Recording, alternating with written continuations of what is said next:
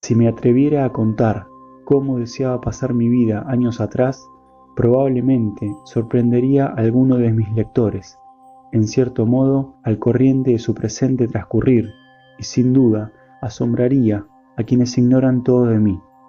Me limitaré a apuntar a algunas de las empresas que he mimado. En cualquier circunstancia, de noche o de día, siempre he tenido ansias de mejorar el momento y de hacerlo plenamente mío, de detenerme en la encrucijada de dos eternidades, el pasado y el futuro, que es precisamente el presente, y vivirlo al máximo. Me perdonaréis algunas oscuridades, pero es que mi oficio encierra más secretos que el de la mayoría de los hombres, y aunque aquellos no son guardados deliberadamente, son inseparables por razón de su naturaleza. Gustoso, diría, cuanto sé de ella, y no verme obligado, pues, a escribir en mi puerta, prohibida la entrada. Tiempo ha perdido un sabueso, un caballo bayo y una paloma, y aún hoy sigo sus rastros. He hablado mucho de ellos, y he repetido hasta la saciedad los nombres a que atendían y las huellas que dejaban. Uno o dos han oído el sabueso y la fuerte pisada del caballo, y hasta han visto desaparecer a la paloma por detrás de una nube. Parecían tan ansiosos por recobrarlos como si fueran ellos quienes los habían perdido. Para adelantarme no solo en la salida del sol y el nacimiento del día, sino, si fuera posible, a la naturaleza misma. ¿Cuántas mañanas, en verano e invierno, antes de que ninguno de mis convecinos empezara a preocuparse de sus tareas, no he estado yo, dedicado ya plenamente a las mías? Muchos han sido los que me han encontrado ya de vuelta, granjeros de camino a Boston con el alba, o leñadores que se dirigían al trabajo. Verdad es que nunca ayudé materialmente al sol en su salida, pero, no lo dudéis, habría sido de importancia mínima el estar presente tan solo en el acto. ¿Cuántos días de otoño y de invierno he pasado en las afueras del pueblo tratando de recoger el mensaje del viento para transmitirlo sin dilación? Casi hundí en ello todo mi capital y de milagro no perdí la respiración en la empresa, corriendo hacia él. Si hubiera concernido a alguno de los partidos políticos, podéis estar seguros de que habría aparecido en la Gacette sin demora. Otras veces miraba desde el observatorio de algún árbol o roca para poder dar la nueva de toda llegada o para esperar al atardecer en la cima de una colina. Por si éste me traía algo con las sombras que iba depositando, que nunca fue mucho, y aún con el maná para disolverse de nuevo con el sol. Durante mucho tiempo fui reportero de un diario de escasa circulación, cuyo editor jamás consideró oportuno publicar la mayor parte de mis colaboraciones, de modo que, como es suerte frecuente entre escritores, solo obtuve dolores por mis esfuerzos, aunque, en este caso, esos fueron a su vez mi recompensa. Largos años me vi investido, por decisión propia, del cargo de inspector de tormentas, de lluvia y de nieve, y cumplí fielmente con mi deber. Fui también vigilante y mantenedor de caminos, sino de primer orden, de las sendas del bosque, y de los que se entretejían por el campo, y cuidé de que permanecieran practicables durante todas las épocas del año, con sus puentes para salvar las cañadas, en todo lugar donde la huella humana testimoniara su utilidad. He cuidado del ganado salvaje de la villa, que por saltarse los cercados hace ardua la tarea del pastor fiel, y he atendido a los vericuetos y rincones menos frecuentados de la hacienda, aunque no siempre he sabido si era Joñás o Salomón quien laboraba en ella aquel día. ¿Qué me iba a mí en ello? He regado la encendida galluva, el cerezo silvestre y el almés, el pino rojo y el fresno negro, las uvas blancas y la violeta amarilla, apagando su sed en tiempos de sequía. En suma, esta fue mi tarea durante largo tiempo, y no lo digo por presumir, atendiendo fielmente a lo mío hasta que se hizo más y más evidente que mis convecinos no abrigaban la menor intención de adscribirme a la lista de funcionarios de la villa ni de ofrecerme una sinecura moderadamente retribuida. Mis cuentas, que puedo jurar haber tenido siempre al día, jamás han sido examinadas, y mucho menos aceptadas, por no decir atendidas y liquidadas. Pero, francamente, ahí me las den todas. No hace mucho, un indio errante fue a vender unas cestas a casa de un conocido abogado de mi pueblo. ¿Quiere usted comprar cestas? Preguntó. No, no queremos ninguna, fue la respuesta. ¿Cómo? Exclamó el indio mientras se dirigía hacia el portón. ¿Acaso pretende usted hacernos morir de hambre? Al ver que sus industriosos vecinos blancos estaban tan bien de fortuna, que al abogado le bastaba con pergeñar algunas argumentaciones para que, de modo mágico, atrajera junto a sí caudal y fama, se había dicho: voy a entrar en negocios, trenzaré cestas, es cosa que puedo hacer. Creyó, así, que una vez confeccionadas aquellas, él la habría cumplido ya con su trabajo, y sería entonces cuestión de que el blanco las comprara y cumpliera con el suyo. No se había parado a pensar en que había que hacerlas de tal manera que valía la pena adquirirlas, o por lo menos que el otro lo creyera así. También yo tejí un cesto de fina trama, pero no lo suficiente para despertar en nadie interés por él. Con todo, pensé que bien había valido mi tiempo, y en vez de discurrir cómo venderlo, me preocupé más bien de cómo evitar la necesidad de tenerlo que vender. La vida que los hombres elogian y consideran lograda no es sino una de las posibles. ¿Por qué exagerar su importancia en detrimento de otras? Consciente, pues, de que mis conciudadanos no iban a ofrecerme un lugar en el juzgado, ni curato o prebenda alguna, y de que, por tanto, a mí tocaba velar por lo propio, resolví volcar mi atención de forma más exclusiva en los bosques, donde era más conocido. Y decidí entrar enseguida en acción, sin esperar a amasar antes el capital acostumbrado, sino con los escasos medios con que ya contaba. Mi propósito al ir a Walden Pond no tenía nada que ver con si allí se podía vivir a coste exiguo o elevado, sino que obedecía más bien a mi deseo de solventar con el mínimo tropiezo algunos asuntos particulares. El verme privado de hacerlo por falta de un poco de sentido común, de ánimo emprendedor, de talento comercial, no parecía tan triste como tonto. Siempre he tratado de adquirir hábitos comerciales sólidos, a todas luces indispensables. Si vuestros negocios son con el Celeste Imperio, una pequeña casa de contratación en la costa, en algún punto de Salem, por ejemplo, harán suficiente avío. Exportaréis artículos de producción nacional, solo productos del lugar, mucho hielo, madera de pino y algo de granito, siempre en naves del país. Esos serán lances venturosos. Hay que verificar todos los detalles en persona, y sea a la vez piloto y capitán, propietario y asegurador, vender, comprar y llevar las cuentas, leer todas las cartas que se reciban y escribir o repasar cada una de las que se envíen, supervisar día y noche la descarga de mercancías importadas y estar en todos los puertos de atraque, casi al mismo tiempo, pues, a menudo, el mejor flete será descargado en las riberas de Jersey.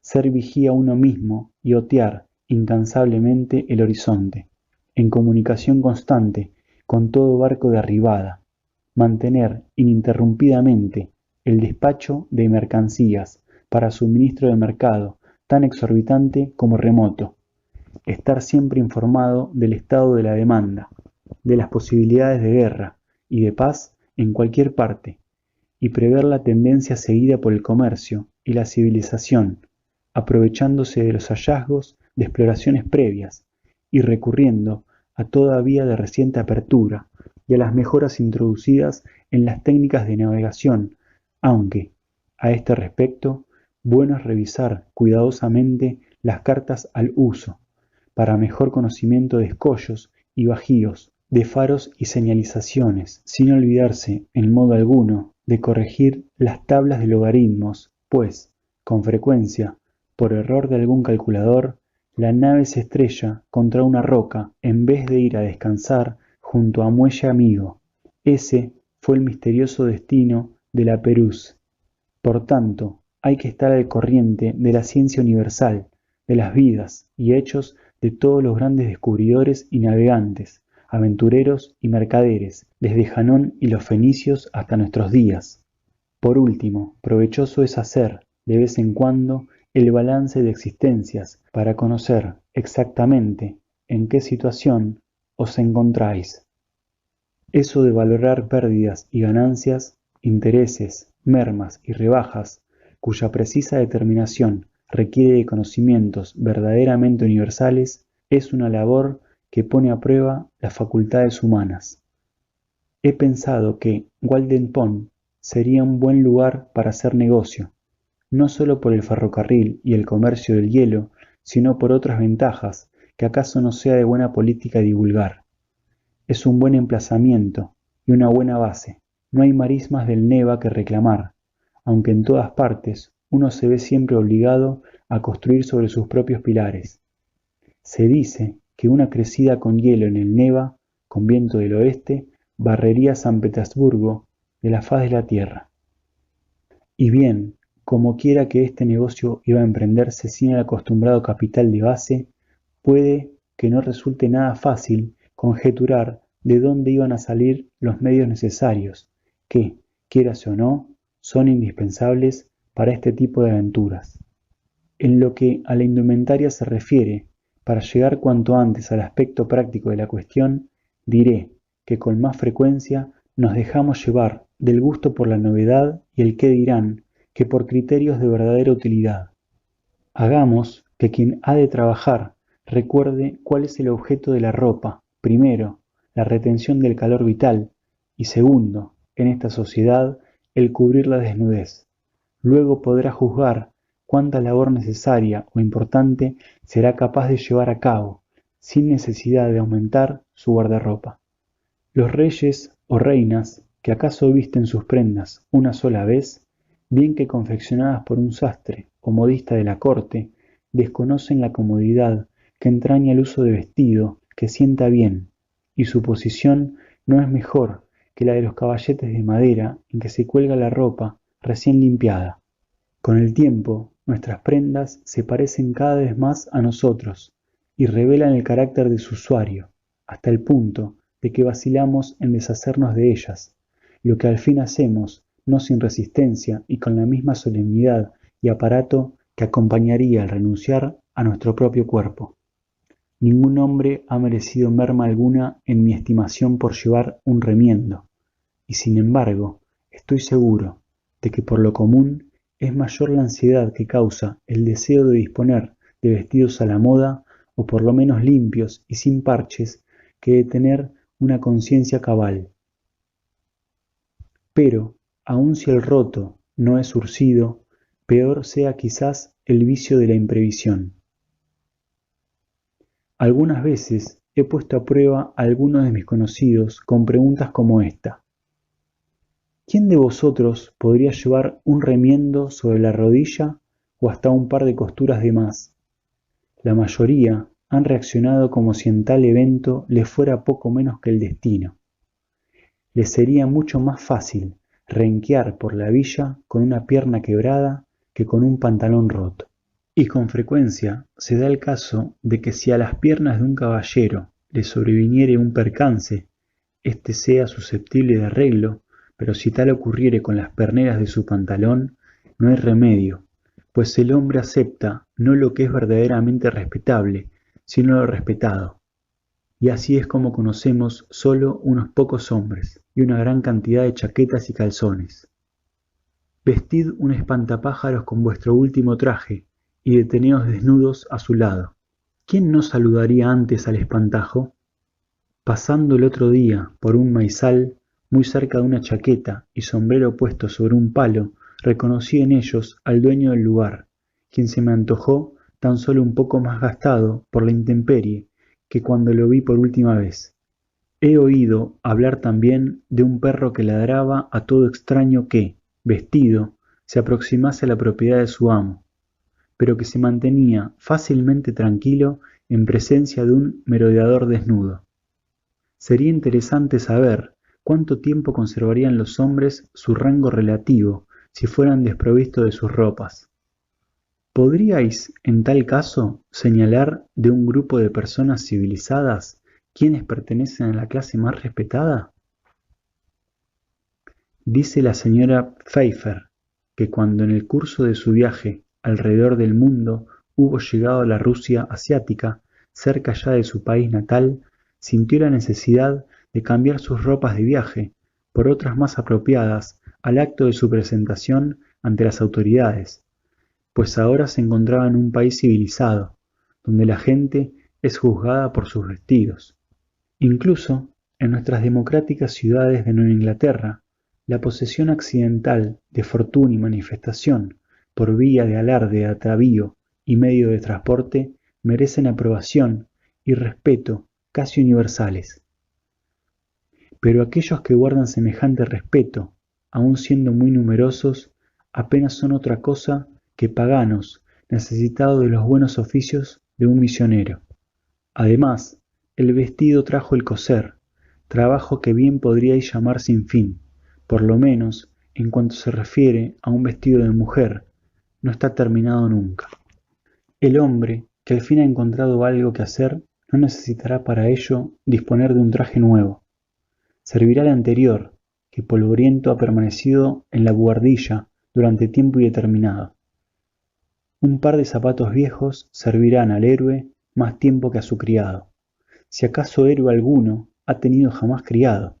Los pies descalzos son más viejos que los zapatos y utilizables en igual medida. Solo quienes van a tertulias y conferencias legislativas necesitan nuevas levitas, y aun éstas de recambio tan frecuente como cambia el hombre embutido en ellas. Pero si mi chaqueta y mis pantalones, mi sombrero y mis zapatos son apropiados para asistir al culto de Dios, también servirán para otras cosas, ¿no?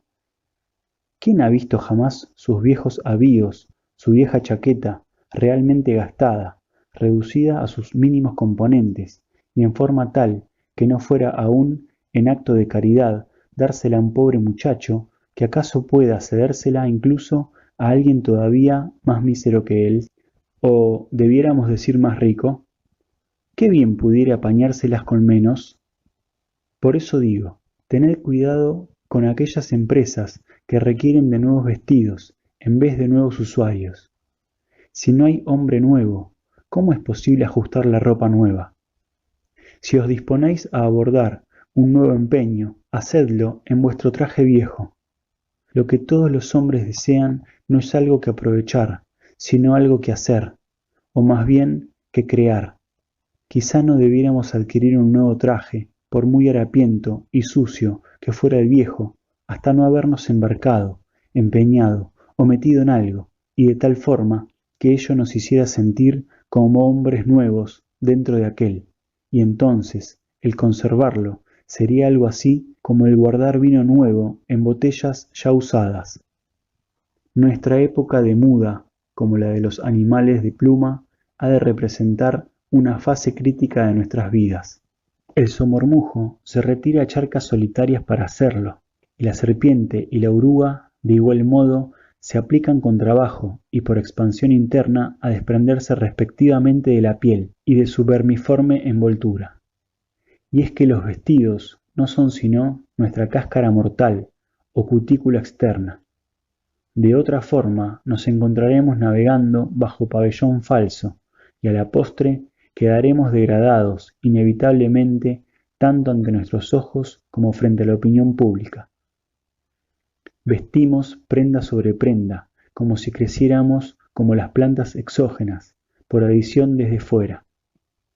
Nuestro vestido externo, con frecuencia delgado y de fantasía, es nuestra epidermis o falsa piel, que no participa de nuestra vida y que puede ser arrancada aquí y allá, sin consecuencias fatales.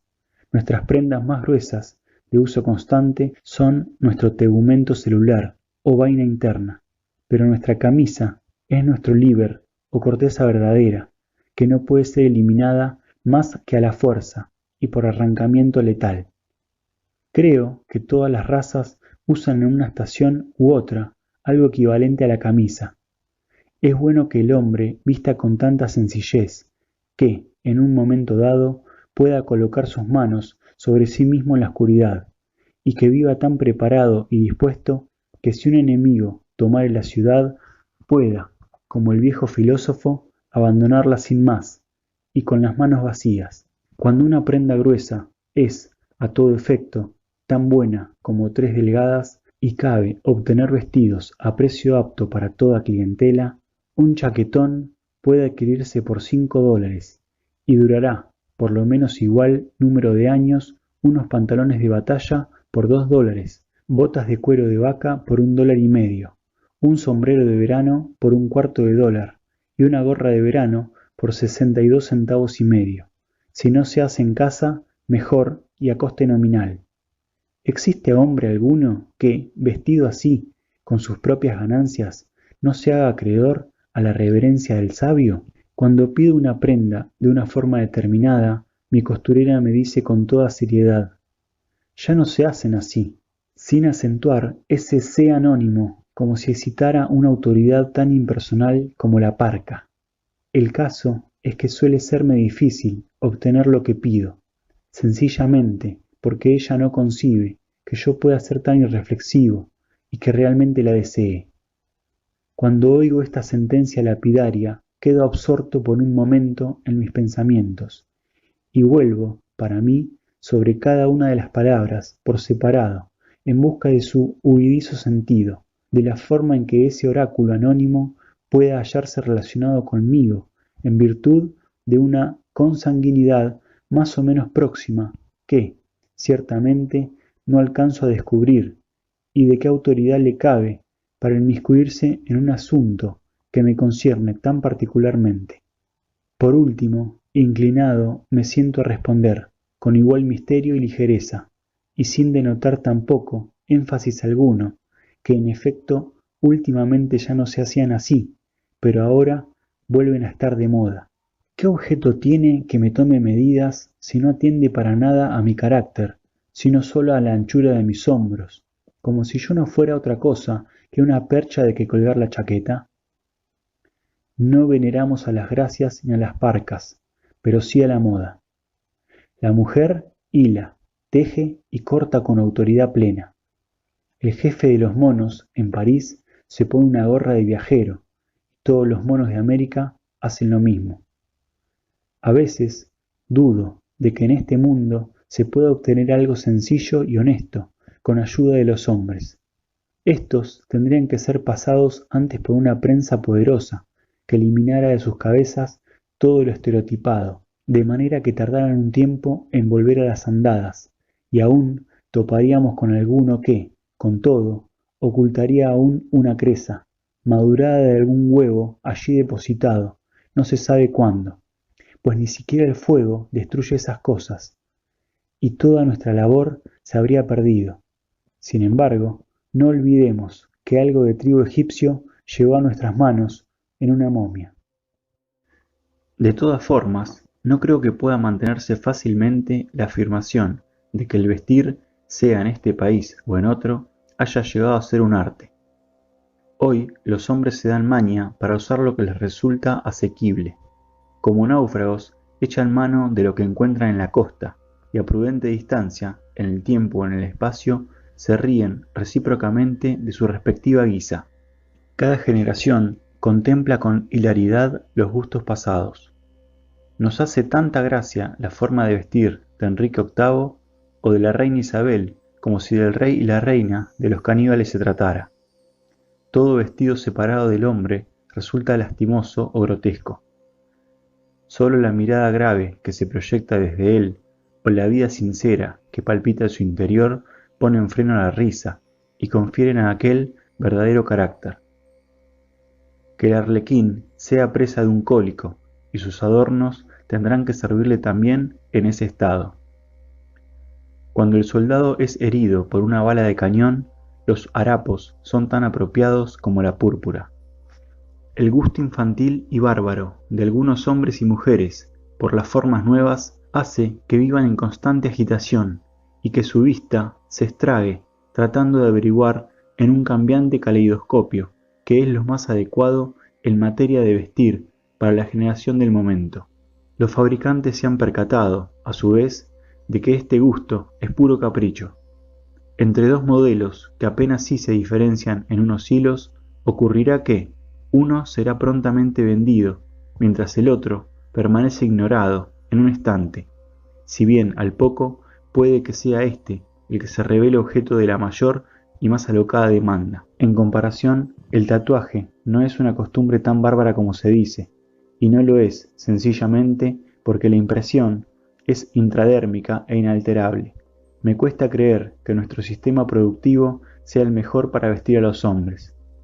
La condición del obrero se está volviendo muy similar a la de su homólogo inglés, hecho del que no cabe maravillarse, puesto que, por lo que me ha sido dado oír y observar, el objetivo principal no consiste en que la humanidad vaya honesta y adecuadamente vestida, sino, evidentemente, en procurar el enriquecimiento de las empresas. A la larga, los hombres dan solo en el blanco que les interesa. Por consiguiente, aunque al principio fallen, mejor sería que pusieran sus miras en algo elevado,